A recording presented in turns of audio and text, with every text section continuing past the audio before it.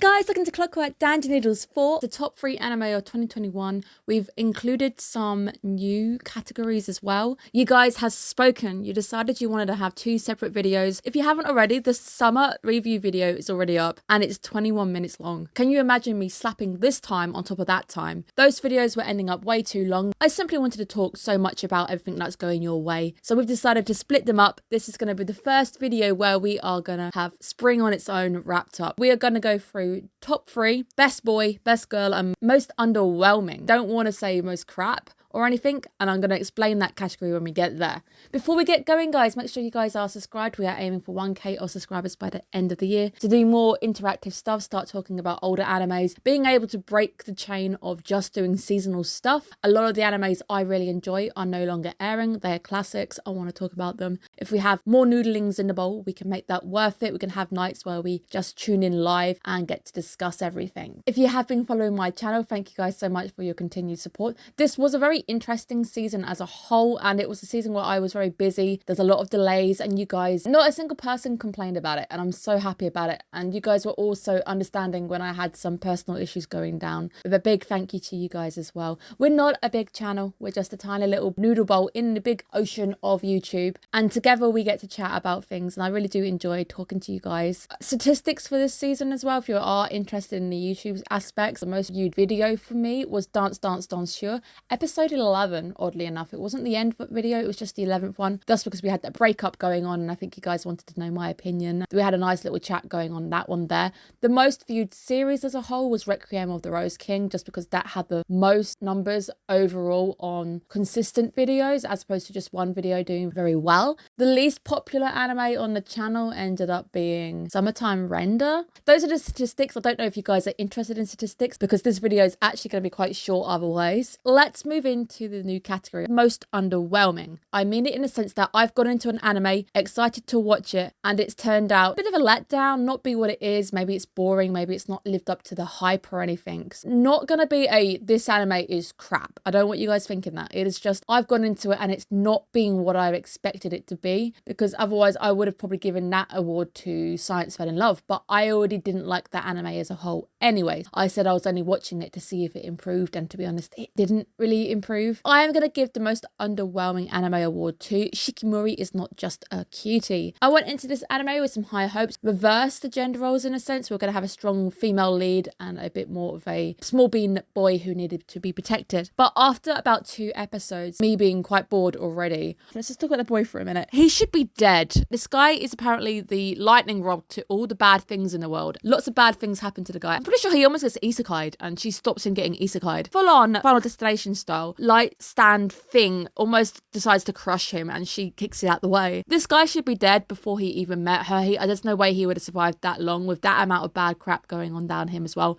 The story as well was really, really boring and a lot of rinse and repeat, and I felt like they were trying too hard. It felt really in my face. This is the female lead. She is really strong, but she's also really cute. I like that. I really do appreciate a strong female lead. I don't mind that at all, but the way it was being done was very, very forceful, in your face, and by the end of it, I think I was really, really bored. Moving on to the Best Boy and Best Girl Awards. Best Boy is going to Lloyd. This is no surprise to anybody who's been watching my videos. Lloyd is my husbando this season. Absolutely love him. I found him such a fascinating character to watch, because as much as he can be really stoic and cold, he does have these moments where he cracks and he's really warm and he's nice, and especially later in the episodes going on, he's been opening up a bit more because he's been putting on this front for a long time. His big mission is that he doesn't want to have kids suffering the same as he did. So he had a bit of a messed up childhood. He's become a fantastic spy everyone envies and everybody is looking up to. He has taken on a family for the sake of world peace. He's doing it all for the sake of world peace, and he doesn't give up. He does get stressed. There's lots of moments where depression sets him, or crushing weight of the universe starts plowing into him as everything goes wrong. But he's been a pleasure to watch. He is beautiful. I love him. And he's just funny. I love the voice actor. I think the voice actor as well, he tried to apply for the role of getting Lloyd by saying he was the same height as Lloyd, and he actually is taller than Lloyd. So I found that quite hilarious, and it's been fun to watch him on social media as well. Best boy going to Lloyd. Best girl is going to Anya. Spy X Family crew. Anya is absolutely amazing. I love Anya to pieces. Her range of emotion, her face is amazing. The voice actor is an adult just like me and you. She has put on one of the best, most believable impersonations of a child out there. Her lines make sense. It's even little tiny moments when she's trying to show off her dress to everybody, or she wants to get measured, and there's like little bits when she's worried that she's not going to measure properly. All these little childish notions, the way that she talks, comes down to good script writing. But the way that Anya is written is amazing, especially in the later episodes when she really does become quite selfless in some of her actions, trying to just put somebody else's safety above her own. Love those moments. And she is just 6. She is doing all of this at the age of 6. She lies about her age to get adopted. She's come from a very harsh background where she's just an experiment, nothing more. She's dealing with these telepathic powers, keeping everything secret, also trying her best for world peace, Lloyd's mission, but she's taking it on personally to make sure that she can achieve world peace. I love Anya. I would protect Anya with my life. I love how excited she is about peanuts. I'm allergic to peanuts, so me and her probably wouldn't get on quite well. How excitable she can get with just, I want a gun with a silencer on the end of it, and then chemistry between her and the other characters, absolutely perfect. Love these two. Has to go to these two.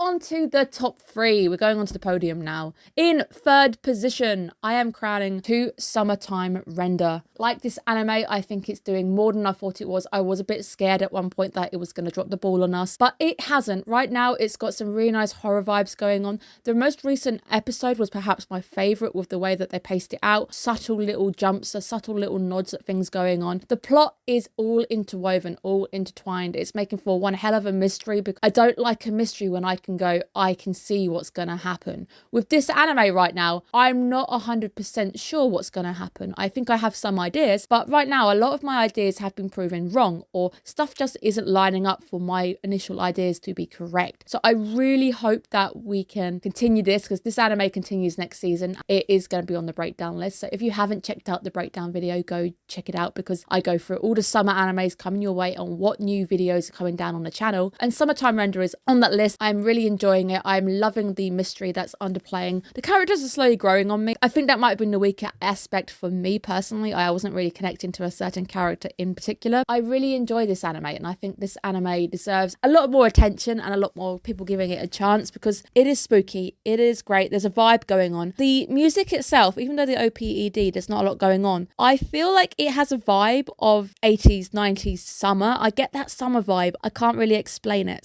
I have no issue with crowning Summertime Render my 3rd place. In 2nd place, these two were really hard, guys. You could ask me on any other day and I'd probably swap the two over. Well, this time round, I am actually going to allow the mouse scores to have a little bit of a say in which order I put these two in. In 2nd place, I'm going for Your Boy Komen, or Parapico Mare. I love this anime. I cannot actually express how much I love this anime. This anime has been heartwarming. It's been great. It's filled in a gap that I think has been missing for me since Carol and Tuesday. It's got some beautiful songs on it. And it's got a nice heartwarming conclusion. I really hope we get some more of this. So if there's a 2nd season, I would be so happy. This anime has provided me some really nice chill out times after hard days, especially when I've gone through some hard moments this season. I've really enjoyed it. The characters are great. I think Echo is great. I think a lot of the music as well is really nice. It does touch base. There's a really nice song at the end that they worked towards, and I think it's really, really nice. The OPED, all sung by the same voice actor, so they've kept it all in-house, which is really nice. It's a crazy far out plot where you've got Shuge Leong from the Warring States period. He's transported forward into Akihabara, modern day Shibuya. He ends up falling for the voice of Echo, and her song ends up touching him. And